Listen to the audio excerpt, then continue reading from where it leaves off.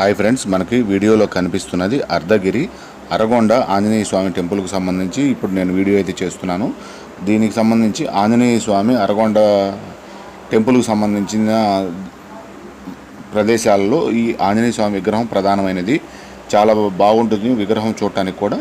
స్వామివారి దర్శనానికి వచ్చేవారు కొబ్బరికాయలు కొట్టుకునే స్థలం అని చెప్పి ఇక్కడ ప్రత్యేకంగా బోర్డు కూడా అయితే ఏర్పాటు చేశారు. స్వామివారి విగ్రహానికి వెనక వైపే కోనేరు ఉంటుంది.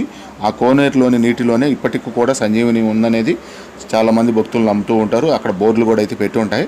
అక్కడ స్థల పురాణం కూడా చాలా చక్కగా బోర్డుల ప్రకారం చూపిస్తూ ఉంటారు. నేను ఇది షార్ట్ వీడియో కాబట్టి లెంత్ వీడియోలో ఈ వివరాలన్నీ పెట్టే ప్రయత్నం అయితే చేస్తాను. ఈ ఆంజనేయ స్వామి అరగొండ ఆంజనేయ స్వామి టెంపుల్ పక్క నుంచి కొండపై ఇంకొంచెం కొండపైకి దారి శివాలయము అయ్యప్ప స్వామి టెంపుల్ రెండు ఉంటాయి. ఫస్ట్ శివాలయం ఉంటుంది, ఇంకొంచెం పైకి ఎక్కితే అయ్యప్ప స్వామి టెంపుల్ అయితే ఉంటుంది.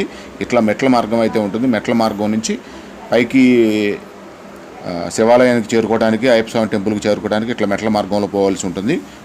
కొద్ది దూరం మాత్రం ఖాళీ నడకన మామూలు చదరపాటి నేల మీద నడిచే మార్గం కూడా ఉంటుంది.